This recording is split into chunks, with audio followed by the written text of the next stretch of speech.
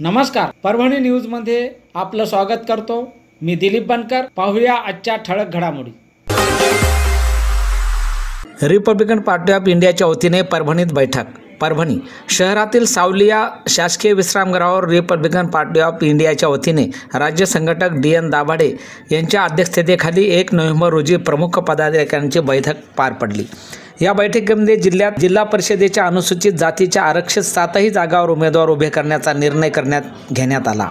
या प्रसंगी ॲडव्होकेट लक्ष्मण बनसोडे, उत्तम वावळे, जयप्रकाश शिंगोले, निवृत्ती हातींबिरे, शेषराव कैलास दाभाडे यांच्यासह पदाधिकारी मोठ्या संख्येने उपस्थित होते। आज या ठिकाणी 1 नोव्हेंबर रोजी Republican party of India Athawale गटाची महत्त्वपूर्ण बैठक प्रमुख पदाधिकाऱ्यांच्या उपस्थितीमध्ये या ठिकाणी संपन्न झालेली आहे।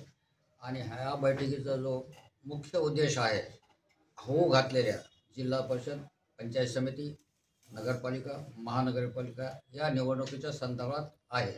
आता जिल्हा परिषदचे जे आरक्षण सुटलेलं आहे त्या ठिकाणी 7 अनुसूचित जातीसाठी आरक्षण सुटलेलं आहे आणि ह्या 7ही जागा आठवले गट त्या ठिकाणी आपले 7ही उमेदवार उभे करणार आहे।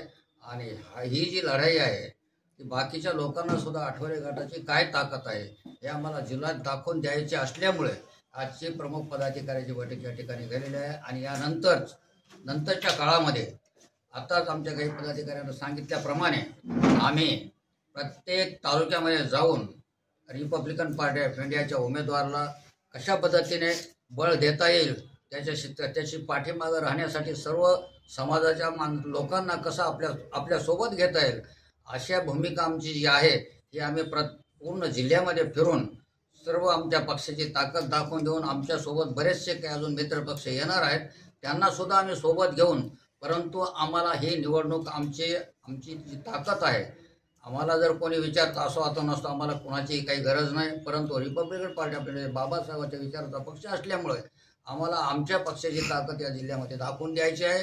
मग त्याच्यामध्ये कोणाचं नुकसान होईल आणि कोणाचा फायदा होईल याचे आम्हाला काही घेणं देणं नाही, अशी या ठिकाणी महत्त्वपूर्ण निर्णय घेण्यात आलेले। आणि 7ही ठिकाणी जे काही राखीव गट आहेत त्यामध्ये 7ही ठिकाणी Republican party of India Athawale गट आपले उमेदवार जारी करणार, उभे करणार आहे। आठवले साहेब महायुतीसोबत आहेत।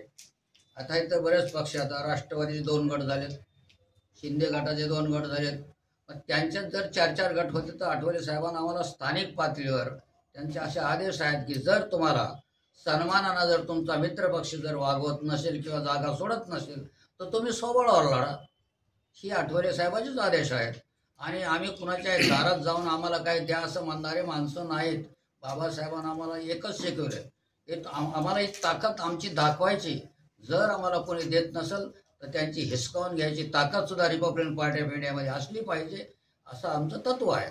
इतर पक्षासोबत आता आमच्यासोबत मित्रपक्ष, आता रिपब्लिकन सेनेचा पक्ष आहे, अजून RPIचे बरेचसे गट आहेत, गटतट आहेत किंवा संघटना आहेत, हे लोक सुद्धा आमची प्राथमिक बैठक होऊ द्या म्हणलं, याच्यानंतर आम्ही तुमच्यासोबत यायलाच आहे आणि आम्ही समविचारी पक्षाला घेऊनच पुढे जाणार आहे। एक म्हणायचं आहे की आम्ही 15 वर्षापासून आमचे नेते माननीय आमदार रामदास आठवले साहेब युतीमध्ये आहेत, त्यांना एक राज्यमंत्रीपद दिलं सुरुवातीला, त्याच्यानंतर म्हणले आता तुम्हाला आठवले साहेब तुम्हाला कॅबिनेट मंत्रीपद देऊ, नाही दिलं, त्याच्यानंतर 3ऱ्या वेळेस मी तेच राज्यमंत्रीपद दिलं, कुठल्याही प्रकारचा जास्त मोठा अधिकार नसलेलं पद देऊन आम्हाला आमच्या नेत्याला सुद्धा चॉकलेट देण्यात आले। आणि पूर्ण महाराष्ट्रात याच पद्धतीची नाराजी आहे, प्रत्येक जिल्ह्यामध्ये याच पद्धतीचा कार्यकर्ते आठवले गटाचे नाराज आहेत आणि ते सगळे स्वबळावर लढणार आहेत विधानसभेला बी नाही। कारण हा जे बाकीचे आमचे जे मित्रपक्ष आहेत यांना सर्व म्हणजे त्यांना कसं आहे तर त्यांच्यात आपसात मतभेद आहेत